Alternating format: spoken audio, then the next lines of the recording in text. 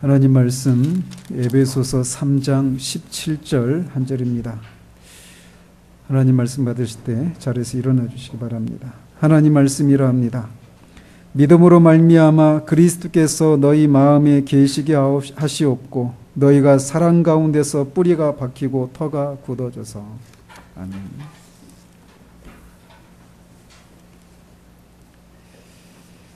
지난주에는 21절까지 이어지는 사도의 5가지 간구 중에 두 번째 간구인 믿음으로 말미암아 그리스도께서 너희 마음에 계시게 하옵시고 라고 하는 간구에 대해서 우리가 살펴보았습니다. 이 기도는 이미 그리스도가 그 안에 내주하고 있는 그리스도인들을 위한 기도라고 말씀드렸습니다. 그런데 그리스도께서 신자들의 인격의 중심인 마음에 거하셔서 그들의 모든 삶의 영역을 통치하시고 그들에게 그분의 임재를 드러내시고 그들과 친밀한 교제를 나누기를 위한 간구라고 말씀드렸습니다. 이런 상태, 이런 신자의 전형적인 모습을 묘사하고 있는 성경 구절이 있다면 사도 바울이 갈라디아서에서 말하고 있는 것처럼 내가 그리스도와 함께 십자가에 못 박혔나니 그런즉 이제는 내가 사는 것이 아니요 오직 내 안에 그리스도께서 사시는 것이다 라고 하는 이 말씀이라고 말씀드렸습니다. 한 사람이 그리스도인이 된다라고 하는 것은 저는 지금도 이렇게 말씀을 전하면서 이 사실들을 우리가 얼마나 자주 잊고 또 깨닫지를 못하고 있는지 안타까움이 있습니다. 한 사람이 그리스도인이 된다라고 하는 것은 그리스도의 인격과 그가 하신 일에 대해서 성경이 말하는 대로 믿고 자신의 죄를 회개하고 그리스도를 자신의 구세주와 주로 받아들여서 그리스도께 자신의 삶을 헌신하는 것으로 그리스도인이 되는 것입니다. 그런데 사도는 어떤 의미에서 이미 그리스도께 자신의 삶을 드린 신자들을 위해서 그리스도께서 신자들의 삶의 모든 영역을 통치하시기를 위해 기도하고 있다라는 겁니다. 그래서 우리가 처음 그리스도인이 되었을 때 그리스도께 헌신하는 것과 그 이후에 그리스도께서 신자의 삶을 통치하시는 것과는 어떤 차이가 있다라고 하는 것을 우리에게 말해주고 있다라는 거예요. 리제 홀즈가 성령께서 이것에 대해서 이렇게 말씀하셨다고 합니다. 네가 네 삶을 내 손에 헌신했다는 것과, 자, 이 내용은 어떤 때입니까? 우리가 처음 그리스도인이 되었을 때 주님 앞에 고백하는 거죠. 내가 주님께 내 삶을 드리겠습니다. 근데 그런 것과 내가 네 몸을 통해 내 삶을 산다는 것은 전혀 다른 것이다 라는 겁니다. 후자의 경우가 바로 17절에서 말하고 있는 내용이에요. 이 두 차이는 이 두 가지는 분명히 다릅니다. 저는 지난주에 이 말씀을 이렇게 전하고 이번 주에 이 내용에 대해서 한 번 더 전하고 싶은 마음이 들었습니다. 그러면서 관련된 책들을 읽어가면서 내린 결론이 이 주제는 한 번으로 전할 수 있는 내용이 아니라 하나의 어떤 시리즈로 전할 만큼 큰 내용이라고 하는 그런 판단이 들었습니다. 마치 벌집을 쑤셔놓은 것 같아서 이 내용을 한 번 더 이렇게 하나의 시리즈로 해서 말씀을 전할 필요가 있겠다 싶은 생각이 들었습니다. 그래서 마침 오늘 이제 오후 예배가 요한계시록을 살피게 되면서 마치게 되는데 지금 생각으로는 이 다음 주 오후 예배부터 이 내용을 좀 더 확대된 형태로 살펴볼까 하고 생각하고 있습니다. 그래서 지난주에 내린 전한 그 내용은 이 정도로 하고 이 내용을 확대해서 좀 더 다른 형태로 살펴보도록 하고 오늘은 이 17절 하반절에 있는 바울의 세 번째 간구에 대해서 살펴보도록 합니다. 세 번째 간구는 너희가 사랑 가운데서 뿌리가 박히고 터가 굳어지기를 바라는 것입니다. 사도가 5가지 내용의 간구를 하고 있다라고 말씀을 드리면서 이 간구에 있어서도 이 어떤 논리적인 순서가 있다라고 하는 것을 말씀드렸습니다. 그래서 뒤에 이어지는 간구가 이루어지기 위해서는 앞에서 간구하고 있는 내용이 먼저 이루어져야 한다라는 거예요. 반대로 뒤에 이어지는 간구는 앞에 간구가 이루어진 결과라고 말할 수 있습니다. 따라서 오늘 살피려고 하는 이 세 번째 간구도 결국은 성령으로 말미암아 속사람이 강건해져서 믿음으로 말미암아 그리스도께서 우리 마음에 계시다라고 하는 것을 드러내실 때 결과적으로 도달하게 되는 내용이 이 내용이라는 것입니다.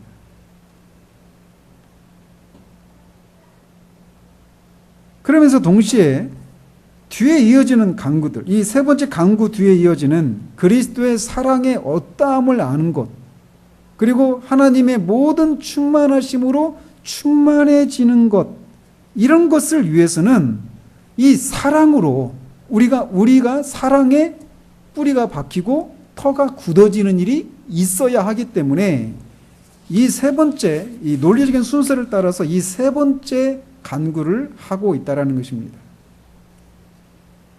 믿음으로 말미암아 그리스도가 우리 안에 거하시는 목적은 지난주에 말씀드린 것처럼 그리스도께서 우리 안에 거하셔서 우리의 모든 삶의 영역을 통치하시기 위함이라고 말씀드렸어요.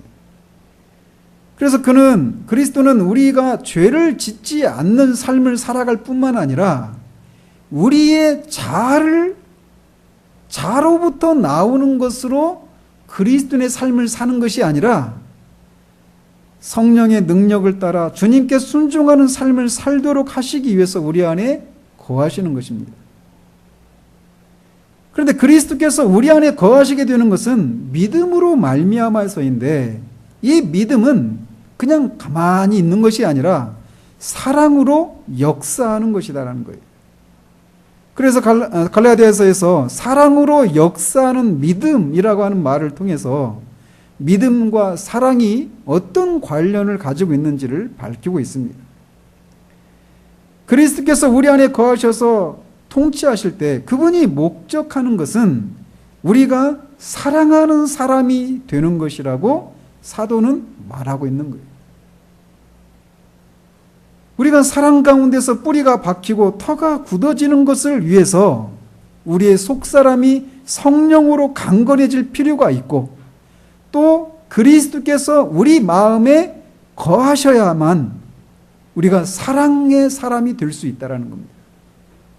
우리의 타고난 능력이나 우리의 타고난 기질을 가지고 사랑의 뿌리가 박히고 또 터가 굳어지는 일은 가능하지 않다라는 거예요. 그렇기 때문에 사도는 우리가 사랑하는 사람이 되기 위해서 앞에 두 가지를 먼저 간구했던 것입니다. 믿지 않는 사람들마저도 기독교는 사랑의 종교라고 부릅니다.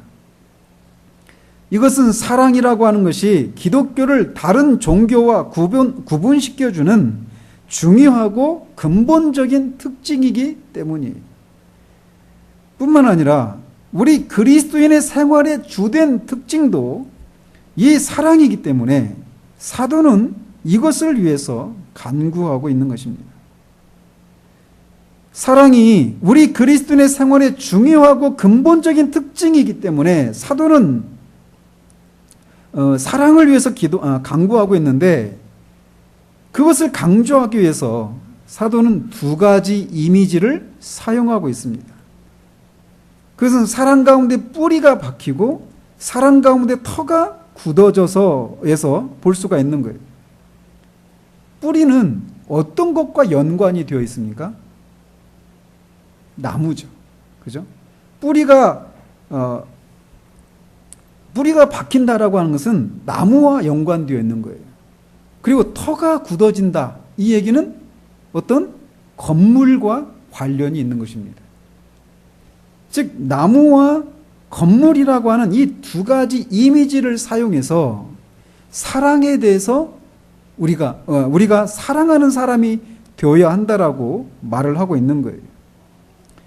그런데 사도가 사랑 가운데 우리가 뿌리가 박히기를 원한다라고 할 때 그 연상되는 나무는 뭐 키가 작고 심은 지 얼마 되지 않는 그런 나무가 아니라 심은 지 오래되었을 뿐만 아니라 매우 키가 크고 아름들이 막 어른들이 손을 몇 사람이 둘러싸야 될 정도로 큰 아름드리 나무를 연상케 해줍니다. 또 이 터가 굳어진 이 말 속에서 연상되는 건물도 기초가 매우 튼튼한 견고한 그런 건물을 연상케 합니다. 왜냐하면 주님이 원하시는 바는 우리의 사랑이 금방 식어버리고 사라지거나 여러 상황에 따라서 요동하고 흔들리는 그런 종류의 사랑이 아니라 오래도록 유지되고 어떤 상황에도 흔들리지 않는 사랑을 하기를 원하시기 때문이에요. 따라서 사도가 사랑을 표현하기 위해 사용하고 있는 나무와 건물이라고 하는 이미지는 나무와 건물이 마치 영구적으로 존재할 것처럼 그렇게 우리의 사랑도 영원해야 한다라고 하는 것을 상징한다라고 하는 면에서 이 두 이미지에는 공통점이 있다라고 말할 수 있어요. 그러나 이 두 이미지 사이에는 차이도 있는데 뭐냐면 나무는 어때요? 생명이 있고 또 수액을 빨아들이는 것처럼 어떤 생기를 띠고 역동적으로 활동하고 또 성장하고 자란다라고 하는 그런 이미지를 풍겨주죠. 그런 반면 건물은 이런 동적인 측면보다는 어떤 외부의 충격이나 압박이나 진동에도 흔들리지 않는 견고하고 강한 그런 이미지를 먼저 떠오르게 한다라고 하는 면에서 두 이미지가 공통점도 있지만 차이도 있다는 사실입니다.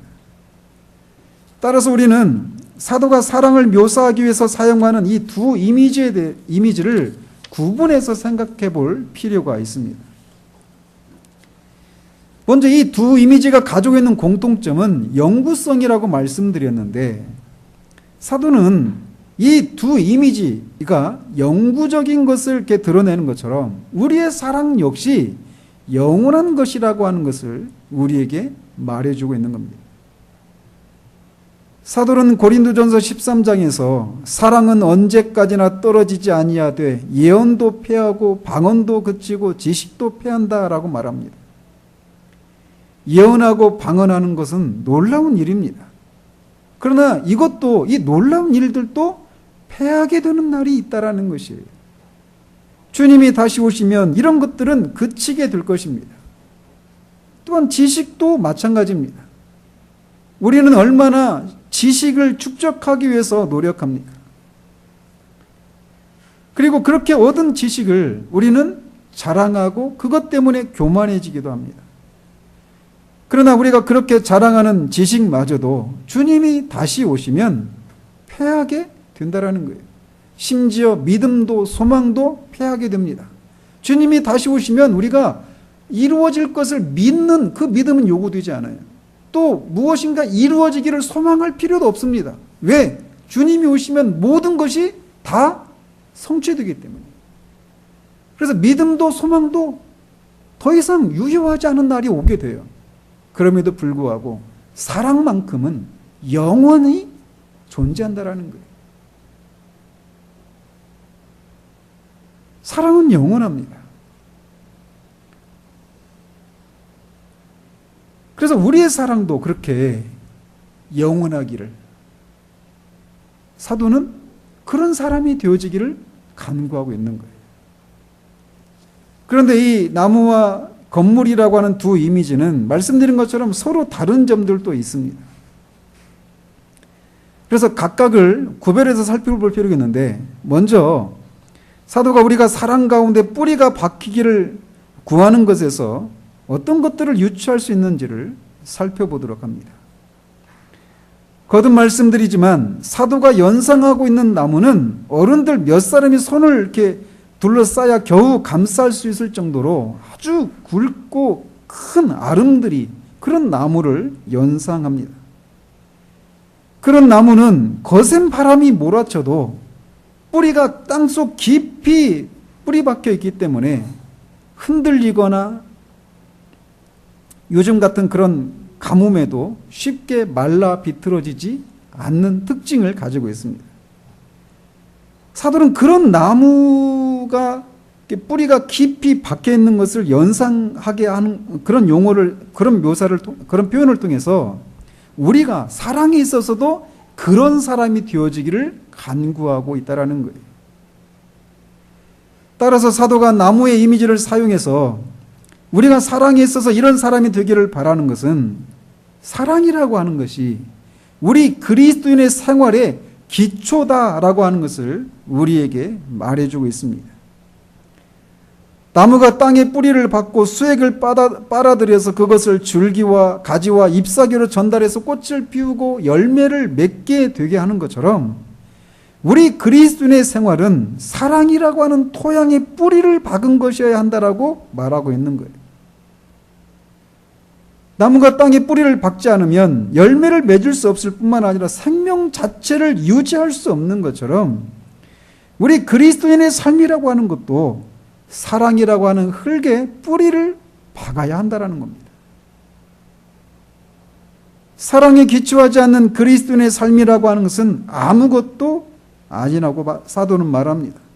그래서 고린도전서 13장에서 내가 사람의 방언과 천사의 말을 할지라도 사랑이 없으면 소리나는 구리와 울리는 꽹과리가 되고 내가 예언하는 능력이 있어 모든 비밀과 모든 지식을 알고 또 산을 옮길 만한 모든 믿음이 있을지라도 사랑이 없으면 내가 아무것도 아니요 내가 내게 있는 모든 것으로 구제하고 또 내 몸을 불사르게 내줄지라도 사랑이 없으면 내게 아무 유익이 없다라고 말을 하는 것입니다.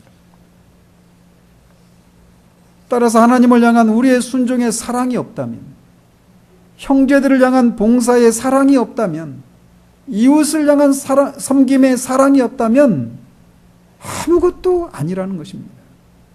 우리의 가진 전 재산을 내어주고 우리의 몸을 불사르게 내어주는 일이 있다 하더라도 사랑이 없다면 아무것도 아니고 아무 유익도 없다라는 거예요.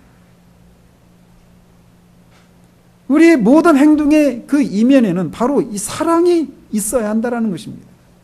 사랑이 없이 행하는 모든 것은 아무런 의미가 없다라는 거예요.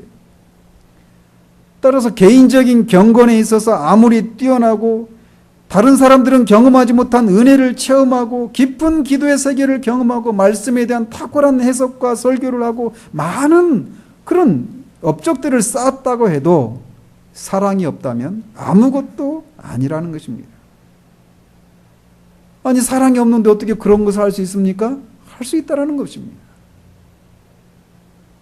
따라서 사랑에 대한 것을 나무에 비유하는 것에서 우리는 나무가 흙에 뿌리를 박아야 성장하고 열매를 맺는 것처럼 우리 그리스도인의 모든 삶의 기초도 사랑의 뿌리를 박은 것이어야 한다라고 하는 것을 우리에게 말해주고 있다는 거예요. 또한 사랑을 나무라고 하는 이미지를 사용해서 설명하고 있는 것에서 우리가 유추할 수 있는 것은 사랑이 우리로 하여금 그리스도인의 삶을 살게 해주는 것이라고 하는 사실입니다. 나무가 흙에 뿌리를 깊이 박고 있을 때 뿌리가 하는 일은 흙으로부터 어떤 수액과 양분을 흡수해서 줄기와 가지와 잎에 전달하는 일입니다. 우리가 그 소리를 들을 수 있다면 그 소리는 얼마나 엄청난 소리일까요? 아마 들릴 거예요. 청진기로 딱 대보면 막 수액이 올라가는 그 소리가 엄청나죠. 그리고 그것은 얼마나 활기차고 역동적일까요? 마찬가지로 사랑이 우리가 그리스도인의 삶을 살 수 있는 능력이라는 것입니다. 느헤미야는 여호와를 기뻐하는 것이 너희의 힘이다라고 말을 합니다. 세상에서 사랑처럼 우리에게 힘을 주고 활기를 띠게 만들어주는 것이 없습니다. 성경이 가장 좋은 예가 있다라면 형 에서를 피해서 밧단 아람으로 피했던 야곱의 경우예요. 우리가 알다시피 야곱이 밧단 아람에 가서 삼촌 라반 밑에서 살게 되었는데 어느 날 라반이 얘기하죠. 네가 공짜로 내 일을 해주는 것은 온당치 않다. 그러니까 너와 나 사이에 계약을 맺자. 그래서 계약을 맺었는데 그 내용이 뭡니까? 라헬을, 둘째 딸 라헬을 자신의 아내로 달라라는 거예요. 그 대가로 7년 동안 라반을 섬기는 것이 계약의 조건이었어요. 그런데 그 시절에 대해서 나중에 야곱이 삼촌 라반을 피해서 도망가다가 잡혔을 때 그 세월에 대해서 이렇게 말을 합니다. 내가 이와 같이 낮에는 더위와 밤에는 추위를 무릅쓰고 눈 붙일 겨를도 없이 지내었나이다 라고 말합니다. 라반을 섬겼던 그 기간이 잠도 못 자고 추위와 더위를 견뎌내야만 했던 아주 혹독하고 힘든 일들이었고 그런 날들이었다고 말을 하고 있어요. 그런데 라헬을 얻기 위해서 7년을 봉사했던 기간에 대해서는 이렇게 말을 하고 있습니다. 야곱이 라헬을 위하여 7년 동안 라반을 섬겼으나 그를 사랑하는 까닭에 7년을 며칠같이 여겼더라. 사랑은 이런 힘이 있는 것입니다. 이것은 우리에게 매우 중요한 사실을 전해주고 있는데 우리가 하나님을 사랑하고 섬기는 것을 사랑으로 하고 있는지를 돌아보게 한다라는 사실입니다. 우리는 신앙생활이 얼마나 해야만 하기 때문에 하는 어떤 의무감에서 억지로 하는 경우들이 얼마나 자주 있습니까? 나무의 뿌리가 힘차게 수액과 양분을 빨아들이는 것처럼 그리스도의 삶에 있어서도 사랑이 있어서 이런 활기와 생기를 띠는 모습들이 있어야 한다는 것입니다. 믿음의 생활은 사랑으로서 활기를 얻고 사랑으로서 생기를 띠어야 한다는 거예요.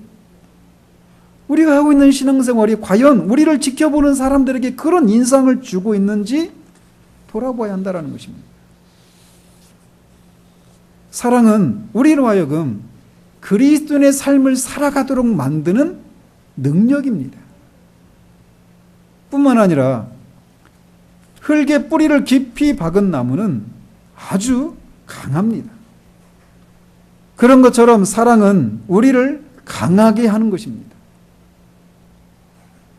사랑은 결코, 성경적인 사랑은 결코 감상적인 것이거나 나약한 것이 아니에요. 아가서 기자는 사랑은 죽음보다 강하다라고 말을 합니다. 많은 물들이 끄지 못하고 홍수라도 삼키지 못하는 것이 사랑이라고 말을 해요. 그 사랑의 기세를 생각해 보십시오. 결코 나약하거나 감상적인 것이 아니에요. 사랑은 우리를 강하게 하는 것입니다. 어떤 고난도, 어떤 외부의 그런 우리를 힘들게 하는 그 역경도 견뎌내게 하는 그런 역경 앞에서도 우리를 강하게 우리가 서야 될 자리를 지키게 해주는 그런 것이 바로 사랑이라는 것입니다. 뿌리 깊은 나무가 바람에 흔들리지 않는 것처럼 사랑은 사람을 강하게 하는 것이라고 하는 것을 이 뿌리를 땅에 깊이 뿌리박은 그 아름드리 나무의 사랑을 비교하고 있는 것에서 우리는 이 사실을 유추할 수 있다는 것입니다. 또 나무가 흙에 뿌리를 두어야 한다라고 하는 사실은 사랑이 모든 그리스도인의 삶의 유일한 동기여야 한다라고 하는 사실을 우리에게 말해주고 있습니다. 사실 기독교는 모든 것이 앞에서도 말한 것처럼 믿지 않는 사람들조차 기독교는 사랑의 종교라고 말을 해요. 우리가 우리의 허물과 죄 때문에 반드시 죽어야 하는데도 불구하고 죽지 않고 살아있을 뿐만 아니라 구원에 이를 수 있었던 그 이유는 무엇입니까? 그것은 하나님이 세상을 이처럼 사랑하셨기 때문입니다. 하나님이 세상을 이처럼 사랑하사 독생자를 주셨기 때문에 주셔서 그를 믿는 자마다 멸망하지 않고 영생을 얻도록 하셨기 때문에 우리가 우리의 허물과 죄로 죽지 않고 구원을 받고 영생을 누릴 수 있는 것이에요. 하나님의 그 사랑이 원수된 우리를 멸망시키지 않고 용서를 해주실 뿐만 아니라 영생의 선물을 주신 동기였던 것입니다. 왜 독생자가 이 땅에 오셔서 사람들에게 멸시를 받고 십자가에 죽기까지 하셨습니까? 그것도 역시 사랑 때문이었습니다. 따라서 우리도 이런 주님을 닮아야 하는 거예요.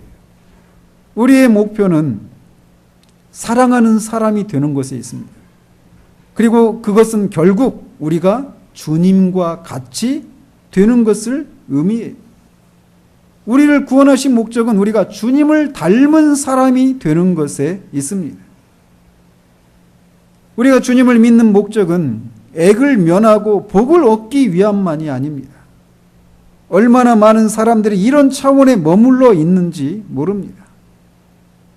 또한 우리가 다른 사람을 우리 자신의 어떤 전보다 더 선한 삶을 살고 다른 사람보다 좀 더 도덕적인 삶을 살기 위한 것도 우리의 구원의 목적이 아니에요. 물론 이런 요소들이 전혀 없는 것은 아니지만 궁극적인 목표가 아니라는 것입니다. 우리의 구원의 목표는 우리가 그리스도처럼 되는 것에 있어요. 그런데 우리가 그리스도처럼 되는 유일한 길은 우리가 사랑 가운데 뿌리를 박는 것에 있다라는 것입니다. 왜냐? 주님이 사랑이시기 때문에. 우리 주님은 이 땅에 오신 하나님이십니다. 근데 그 하나님은 사랑이라고 사도 요한은 말하고 있어요. 그러므로 우리가 사랑의 뿌리를 박는 것은 우리가 주님처럼 되는 길입니다. 성경은 하나님의 뜻은 이것이니 내가 거룩한 것처럼 너희도 거룩할지니라 라고 말을 합니다. 왜 우리가 거룩해져야 합니까? 이것에 대한 답 역시도 하나님을 향한 사랑 때문입니다. 우리가 거룩해지면 그것은 하나님께서 기뻐하시는 것이 됩니다. 그러나 반대로 우리가 거룩해지지 않는 것은 하나님을 슬프게 하는 것이에요. 따라서 우리가 거룩해지는 것도 하나님을 사랑하기 때문에 그 사랑하는 하나님을 기쁘시게 하기 위한 것이어야 한다는 거예요. 이처럼 우리의 모든 순종, 모든 그리스도인의 삶의 동기들이 하나님을 향한 사랑이라고 하는 것에서 나오는 것이어야 한다는 것입니다. 사랑을 땅에 뿌리를 깊이 박은 나무에 비교하고 있는 것에서 우리가 유추할 수 있는 내용들이 이런 것들이라고 할 수 있어요. 또한 사도는 우리가 사랑 가운데 터가 굳어지기를 위해서도 기도하고 있습니다. 말씀드린 것처럼 터가 굳어진다라고 하는 것은 건물과 관련이 있는 거예요. 튼튼하고 높은 건물을 짓기 원한다면 우리는 반드시 튼튼한 기초 위에 건물을 지어야 합니다. 사도는 고린도 전서에서 자신을 지혜로운 건축가라고 말하고 있습니다. 지혜로운 건축가라면 반드시 터를 닦는 것에 깊은 관심을 기울이기 마련입니다. 높은 건물을 지으려고 하면 할수록 지혜로운 건축가는 기초를 파고 기초를 다지는 것에 오랜 시간을 공을 들이고 심혈을 기울이기 마련입니다. 덮어놓고 높은 건물을 쌓아봐야 오래 가지 못하고 곧 무너지고 말 것이에요. 사도는 뒤에서 에베소의 성도들이 그리스도의 사랑의 어떠함을 알기를 위해서 기도합니다. 또 하나님의 모든 충만하심으로 그들이 충만해지기를 위해서도 간구합니다. 하나님의 모든 충만하심으로 충만해지는 것이 무엇인지 나중에 알아보겠지만 결론적으로 말씀을 드리면 이 경험들은 우리 성도들이 경험할 수 있는 최고의 높은 경험이라고 할 수 있어요. 이것은 마치 체험에 있어서 최고층에 해당되는 것이라고 할 수 있습니다. 그런데 이런 높은 체험을 하기 위해서는 먼저 요구되는 것은 튼튼한 기초를 쌓는 것이라는 거예요. 그렇기 때문에 지혜로운 건축가인 사도는 이들이 하나님의 충만하심이라고 하는 높은 건물을 올리기 전에 그들의 터가 사랑 가운데서 굳어지기를 위해서 간구하고 있는 것입니다. 이 사실은 영적인 생활에 있어서 지름길은 없다라고 하는 사실을 우리에게 말해주고 있습니다. 그리스도의 사랑을 알고 하나님으로 충만해지는 것을 위해서는 먼저 성령으로 우리의 속사람이 강건해져야 돼요. 그리고 믿음으로 말미암아서 그리스도께서 우리 안에 거하셔서 그 우리 안에 거하시는 그리스도께서 우리의 자아를 깨뜨리시고 성령의 능력을 힘입어서 우리의 모든 삶을 살아내는 것이 필요합니다. 그리고 그런 삶은 결국 우리가 사랑 가운데 사랑을 하는 그런 사람이 되어지는 것이 필요해요.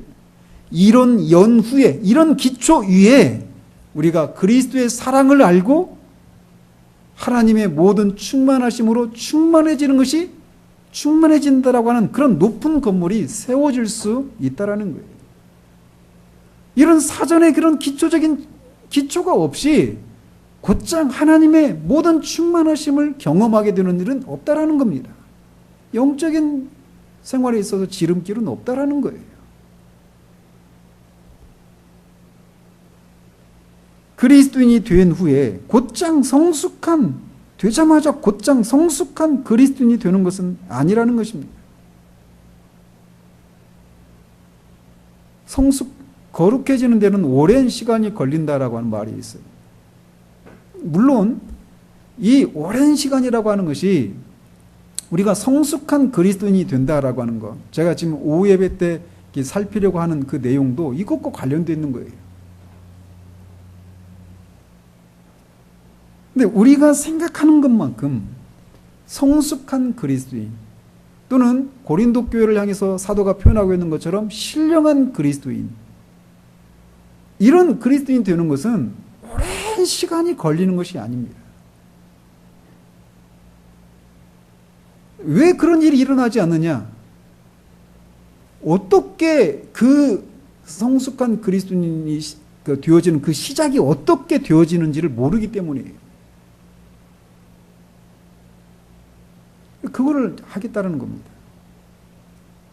아무튼 터가 굳어져야 한다라고 하는 것은 영적인 생활에 지름길이 없다라는 거 하는 것. 그래서 반드시 기초를 먼저 튼튼히 하고 그 위에 건축물을 지어가야 한다라고 하는 것을 우리에게 말해주고 있다라는 거예요. 그렇다면 우리가 먼저 세워야 할 기초는 무엇일까요? 그것은 우리의 모든 교제의 동기가 사랑이어야 한다라는 것입니다. 먼저는 하나님과의 관계에 있어서 그 관계의 기초는 사랑이어야 합니다. 우리는 하나님을 믿어야 하지만 또한 그분을 사랑해야 합니다. 그런데 우리는 종종 하나님을 단지 지적으로만 알고 있는 경우들이 있어요. 얼마 전에 우리가 신론을 공부했지만 그 공부가 우리를 하나님을 사랑하는 것으로 이끌지 못하고 단지 하나님을 이론적으로만 아는 것에 그친다라면 그것은 잘못된 결과라고 할 수 있어요. 율법의 요약이 무엇입니까? 우리가 매주마다 확인하는 것처럼 우리의 마음과 목숨과 뜻을 다해서 우리 하나님 여호와를 사랑하는 것이에요. 하나님은 인격체이십니다. 그래서 사랑할 수 있고 사랑해야 하는 분이십니다. 그분은 결코 관념과 사변 속에 머물러 계시는 분이 아니신 살아계신 인격체이십니다. 그렇기 때문에 우리는 그분을 우리의 전 존재를 다해 사랑할 수 있고 또 사랑해야 해요. 그런데 우리가 그분을 사랑할 수 있는 것은 우리가 그분을 아버지로 대한다라고 하는 사실을 의미합니다. 우리는 하나님을 경외해야 하지만 그 경외함이라고 하는 것이 두려움과 공포를 의미하지는 않습니다. 그리스도인과 하나님의 관계는 아버지와 자녀의 관계입니다. 그래서 사도는 이 기도를 누구이 하고 있다라고 15절에서 말하고 있느냐면 하늘과 땅에 있는 각 족속, 여기서 말하는 하늘과 땅에 있는 각 족속이 구원받은 하나님의 자녀들, 이 땅에 살고 있는 자녀, 하늘에 있는 그 자녀들이라고 말씀드렸죠. 그들에게 이름을 주신 아버지 앞에 무릎을 꿇고 기도한다고 말하고 있습니다. 하나님은 아버지이십니다. 우리는 아버지 앞에 기도하고 사랑으로 그분을 바라보며 그분과 관계를 맺어야 합니다. 이것이 더 높은 건물을 쌓기 위한 바른 기초라는 거예요. 또한 우리는 하나님을 사랑해야 할 뿐만 아니라 서로 사랑해야 합니다. 우리가 서로 사랑하지 않는다면 우리는 더 높은 건물을 지을 수 없어요. 서로 사랑하지 않으면서 하나님의 모든 충만하심으로 충만해지기를 바랄 수 없습니다. 따라서 우리가 더 깊은 은혜를 경험하기를 바란다면 우리는 우리가 우리 자신을 사랑하는 것처럼 서로를 사랑해야 한다는 거예요. 더 나아가 우리 주님은 산상수훈에서 원수를 사랑하라고 말씀하십니다. 주님은 우리를 사랑하는 사람을 우리가 사랑하는 것은 이방인들도 하는 것이라고 말씀하십니다. 즉 거듭나지 않은 보통 사람들도 자신을 사랑하는 사람은 사랑하고 자신을 미워하는 사람을 미워하는 것은 다 할 수 있다는 것이에요. 근데 이게 그리스도인임에도 불구하고 여전히 육신 가운데 거했던 고린도 교인들이 처했던 그런 모습이었어요. 그런데 그런 상태에서 벗어나서 원수를 사랑하는 데까지 우리가 나아가야 한다라고 말을 하고 있습니다.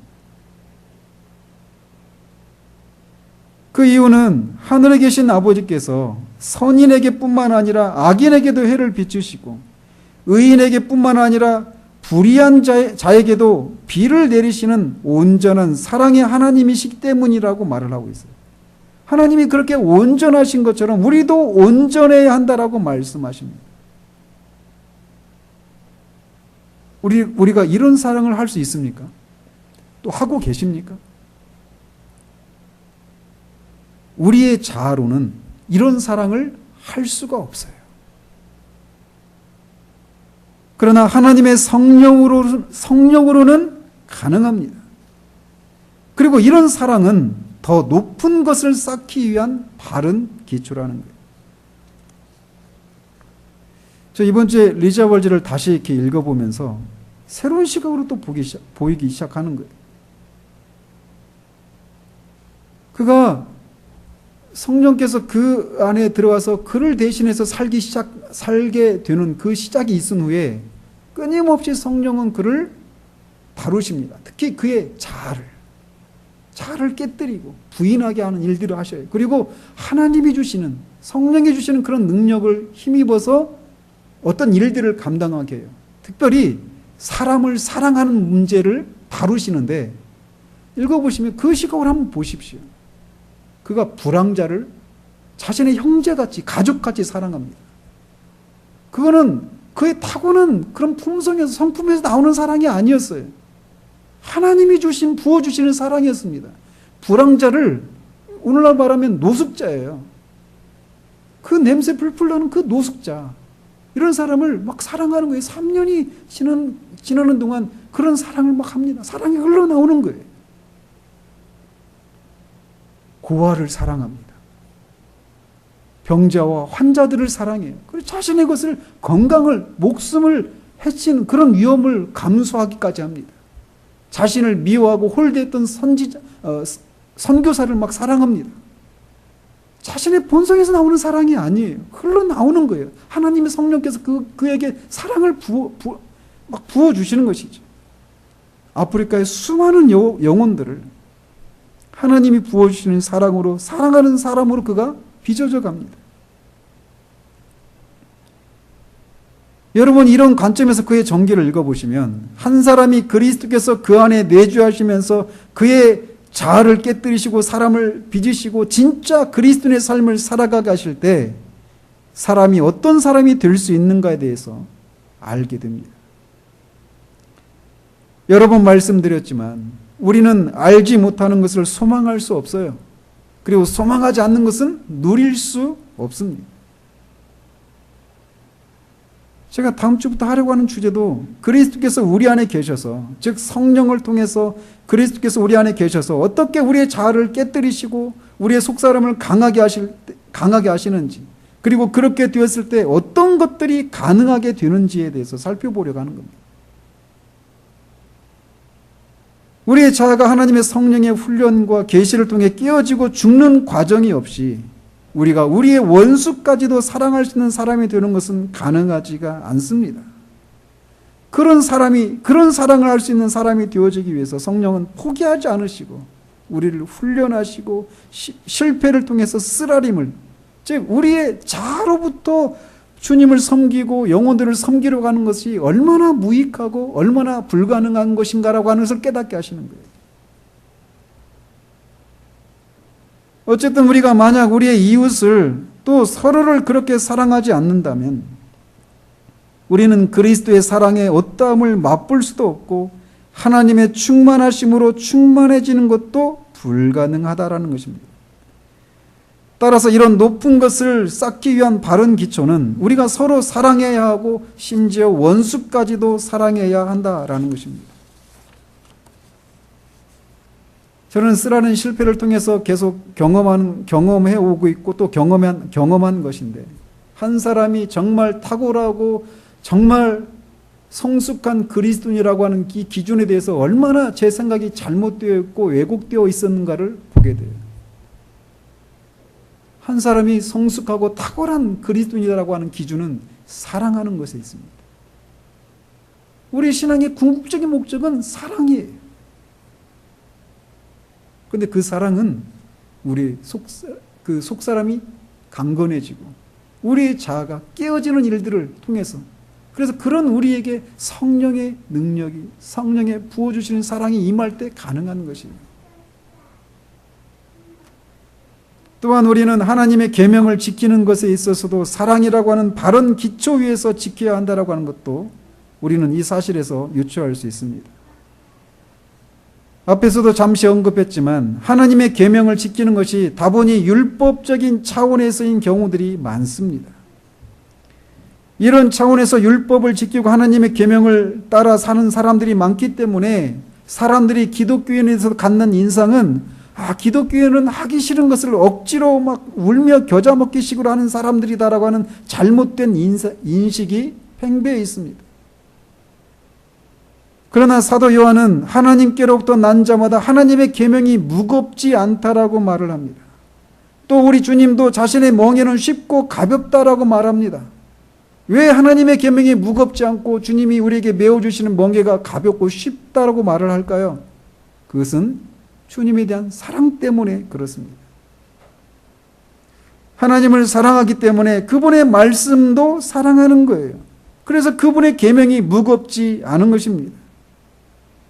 하나님의 계명을 지키는 일에 있어서도 우리는 사랑이 그 기초가 되어야 한다라고 하는 것을 기억해야 합니다. 따라서 우리는 우리의 삶을 돌아보아야 해요. 여러분이 인생을 살아가면서 누군가를 사랑했을 때 여러분 안에서 어떤 것들이 있었는지를 돌아보십시오.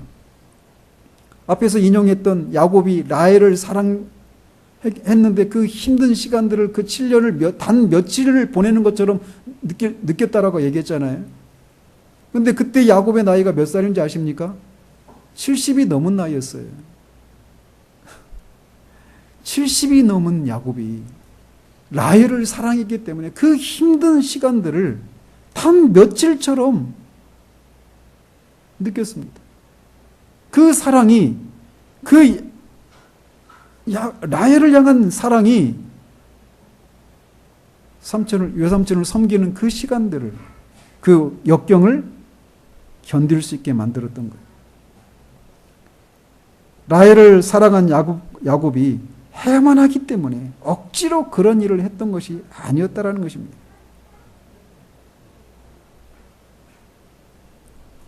따라서 우리는 스스로에게 질문을 던질 필요가 있어요. 나는 왜 이런 것을 모를까? 왜 항상 계명을 따라 사는 것이 무겁게만 느껴질까? 라헬을 사랑한 야곱과 같은 것이 아니라 해야만 하는 것이기에 억지로 하는 모양일까라고 하는 것을 진지하게 물어볼 필요가 있어요. 그리고 이런 경험이 있었다고 하더라도 오늘 또 여전히 하나님의 계명을 지키는 것이 사랑에서 기인하고 있는지를 물을 필요가 있는 것입니다. 마지막으로 사랑을 튼튼한 기초에 세워진 건물에 비유하고 있는 것에서 유추할 수 있는 것은 신자들의 사랑이 외부의 어떤 압박이나 충격에도 흔들리거나 요동하지 않고 견고하고 안정적이고 변덕이 없는 사랑이어야 한다라고 하는 것을 우리에게 말해줍니다. 우리는 하나님을 향한 사랑이나 다른 사람을 향한 사랑에 있어서 얼마나 자주 충동적이고 변덕이 심한지 너무나 잘 압니다. 예배를 드리거나 찬양을 부를 때 우리 마음에 갑자기 하나님을 향한 사랑의 마음이 불일 듯이 일어나는 경우들이 있습니다. 그런 마음이 우리 안에 충만할 때 우리는 하나님을 위해서 어떤 것이라도 할 수 있고 또 어떤 고난이 닥쳐와도 신실하게 하나님을 사랑하겠다라고 하는 다짐을 하곤 합니다. 그러나 얼마 가지 못해서 우리는 하나님의 사랑을 의심하고 흔들리는 그런 경험들을 하게 됩니다. 아니, 심지어는 오래 산 부부들에게서 흔히 발견되는 것처럼 하나님을 향한 사랑에 대해서 생각하지도 않은 채 그냥 하루하루를 살아가고 있을 뿐인 경우가 많습니다.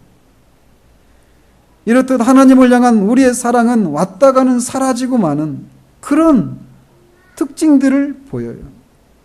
정직하게 우리의 신앙 여정들을 되돌아본다라면 우리가 이 하나님의 사랑이 충만했던 때도 있었지만 그렇지 않았던 시간들도 많았다라고 하는 것을 인정하지 않을 수 없습니다. 특별히 우리가 어떤 삶의 역경과 고난을 겪고 지나고 있는 가운데서는 이 사랑이라고 하는 것이 얼마나 흔들리고 요동하고 있는지를 우리는 우리 자신의 경험 속에서 그것을 보게 됩니다. 셰익스피어는 사랑에 대해서 이렇게 말했다고 합니다. 변하는 것을 알면 같이 변하고 상대방이 식어지면 따라 식는 것, 그것은 사랑이 아니랍니다. 폭풍우가 세차게 몰아닥쳐도 굳건한 반석처럼 끄떡없는 것, 그것이 참된 사랑입니다. 사도는 우리가 그런 사랑을 하는 사람이 되어지기를 간구하고 있는 거예요. 하나님을 향해서 어떤 고난이 닥쳐와도 흔들리고 요동하지 않는, 여전히 하나님을 사랑하는 그런 사람이 되어지기를 위해서 기도하고 있는 거예요. 또 동료 그리스도인을 향한 사랑도 그러해야 한다는 것입니다. 사람이 사랑할 만한 일을 하면 또 사랑할 만한 그런 일을, 그런 행동을, 어떤 모습이 우리 가운데 띌 때 그런 사람을 사랑하는 것은 쉽습니다. 이 보통의 사람들도 할 수 있는 거예요. 그런데 그 사랑이 상대방이 내가 미워할 만한, 정말 사랑할 수 없는 그런 일을 하면 얼마나 그 사랑이 쉽게 변합니까? 그게 우리들의 모습이에요. 근데 그게 원래 그래, 이게 아니라는 것입니다. 그렇지 않은 그런 길이 있다라는 거예요. 사랑은 오래 참고, 사랑은 온유하며 시기하지 아니하며, 사랑은 자랑하지 아니하며 교만하지 아니하며 무례히 행하지 아니하며 자기의 유익을 구하지 아니하며 성내지 아니하며 악한 것을 생각하지 아니하며 불의를 기뻐하지 아니하며 진리와 함께 기뻐하고 모든 것을 참으며 모든 것을 믿으며 모든 것을 바라며 모든 것을 견디느니라. 사랑은 오래 참는 거예요. 모든 것을 견디는 겁니다. 사랑할 수 없는 그런 상황 가운데서, 하나님을 향한 사랑이 의심되는 그런 상황 가운데서도 하나님을 사랑하는 거예요. 견고하게. 외부의 상황은 끊임없이 우리를 흔들고 요동하고 막 넘어뜨리려고 하는 그런 모습들이 있는 상황 가운데서도 하나님을 사랑하는 겁니다. 그게 가능하냐고요? 가능하다라는 것입니다. 어떻게 가능합니까? 성령이 우리의 속사람을 강건하게 하실 때, 그리스도께서 우리 안에 거하시게 될 때, 그래서 그분이 우리를 통치하실 때, 그분이 우리의 자아를 깨뜨리시고 성령의 능력을 힘입어 그런 삶을 살도록 하실 때 우리가 이런 사랑도 할 수 있다라는 것입니다. 이것을 위해서 우리의 사랑이 터가 굳어져야 한다는 거예요. 이런 사랑이 우리의 삶이 요동하고 우리를 마땅히 있어야 할 자리에서 떠나가도록 세차게 흔드는 일이 있어도 언제나 그 자리를 지키고 신뢰하며 사랑할 수 있게 만든다는 것입니다. 그리고 이런 삶은 모든 그리스도인에게 가능한 삶이고 또 마땅히 이런 삶을 살아야 한다는 거예요. 그러나 정직하게 우리 자신과 우리 주변을 둘러보면 이런 삶을 살아가는 사람들이 거의 없다시피 합니다. 책 속에서는 그런 모습들을 보는 거예요. 근데 그게 오히려 그렇게 사는 모습이 정상적인 그리스도인의 모습이라는 것입니다. 사도는 고린도 교회를 향해서 편지를 보냈는데 그들이 그리스도인이 된 지 몇 년 되지 않았을 때 그 편지를 보낸 거예요. 우리가 살펴보았듯이. 그리스도를 믿은 지 막 20년, 30년 이렇게 됐을 때 보낸 게 아니라 몇 년 되지 않았을 때 편지를 보낸 거예요. 10년도 안 됐을 때. 그런데 그들이 신령한 그리스도인이 되지 못하고 여전히 그리스도인의 그런 어린 그리스도인, 그런 상태에 머물러 있는 것을 꾸짖습니다. 할 수 없는데, 할 수 없는 것을 그들이 할 수 없는데도 그들을 꾸짖는다면 사도는 정말 사랑의 사도가 아니죠. 그렇지 않아요? 할 수 있는데 그들이 다다르지 못한 것을 가지고 꾸짖는 거예요. 즉 이런 삶은 몇몇 특별한 사람들에게 해당되는 것이 아니라 고린도 교회에 있는 사람들이 정말 학문도 없고 집안 배경이나 어떤 그런 것이 그 사회적인 지위가 아주 미천한 사람들임에도 불구하고 그들이 이렇게 고상한 사랑을 하는, 이 고귀한 사랑을 하는 온전한 사람, 완벽한 인간이 될 수 있는 길이 있는데 그렇게 하지 못하는 것을 인해서 꾸짖고 있는 거예요. 우리가 왜 이런 삶을 살지 못할까요? 그리고 이런 삶을 살지 못하고 있는데도 우리가 이것 때문에 애통해하지 않는 이유가 무엇일까요? 이런 삶이 모든 사람이 가능하다는 사실들을 우리가 믿지 못하기 때문입니다. 또 이런 삶이 가능하다고 하는 사실을 우리가 알지 못하기 때문에 그렇습니다.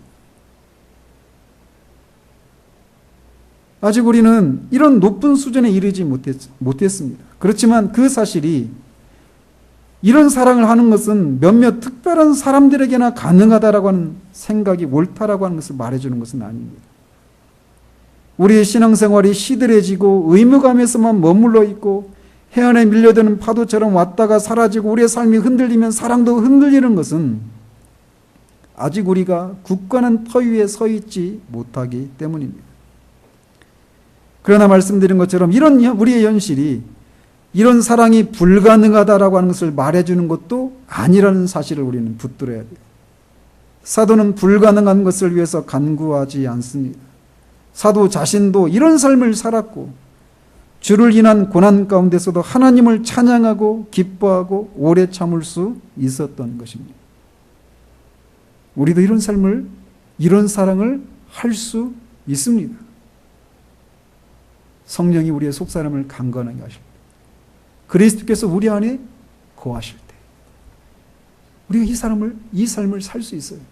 그 시각으로 우리 앞에서 이런 삶을 살았던 그런 분들의 전기들을 읽어보십시다. 우리 안에서 다시금 식어져가는 그 열망이 다시금 새롭게 되어지기를 바라요. 우리 신앙의 목표는 우리가 완벽한 온전한 인간이 되는 것에 있어요. 그리스도처럼 말이죠. 그 일은 결코 쉼이 없습니다. 중단이 없습니다.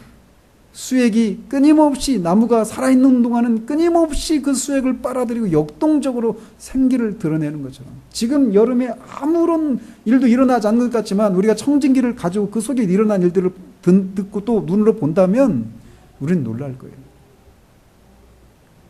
그리스도께서 우리 안에 거하실 때 우리를 그렇게 하십니다. 그런 삶을 살아서 기독교 신앙이 얼마나 놀라운 것인지, 그리스도인이 된다라고 하는 것은 얼마나 놀라운 것인지를 드러내서 사랑하는 하나님을 기쁘시게 드리는 우리 모두 되어지기를 우리 주님의 이름으로 축원드립니다. 기도하겠습니다. 하나님 아버지, 어쩌면 우리는 사도가 간구하고 있는 이 내용들이 우리와는 상관이 없는 특별한 사람들에게나 가능한 것이라고 하는 생각들을 가지고 듣고 있을지도 모르겠습니다. 왜냐하면 예수를 믿어 구원에 이른 지 오래되었지만 아직도 우리는 이런 종류의 사랑과는 거리가 먼, 왔다가는 사라지고 마는, 상대방의 그런 반응에 따라서 사랑도 변하는 그런 사랑에 익숙한 삶을 살아왔기 때문에 그런 생각을 하고 있을지도 모르겠습니다. 우리의 경험이 어떠하든지 하나님의 말씀이 우리에게 말하고 있기 때문에 이런 삶이, 이런 사랑이 누구에게나 가능하다는 사실들을 우리가 먼저 인정하고 그런 삶을 살지 못하는 이유가 무엇인지를 진지하게 주님 앞에 물으며 말씀 앞에 서서 우리가 정말 사도가 간구하는 이 내용들이 우리에게도 이루어지기를, 우리도 이런 삶을 살아가는 사람들이 되어지기를 위해서 우리가 마땅히 내어놓아야 될 그런 것들을 내어놓는 그런 용기를 발휘할 수 있도록 우리를 붙들어 주시기를 소원합니다. 정말 그래서 우리가 사랑 가운데서 뿌리가 박히고 터가 굳어져서 그리스도의 사랑의 어떠함을 알고 하나님의 모든 충만하신 것으로 충만하심을 누리는 완전한 그리스도인이 되어지는 그런 일들이 우리 가운데 있기를 소원하오며 우리 주 예수 그리스도 이름으로 기도합니다. 아멘.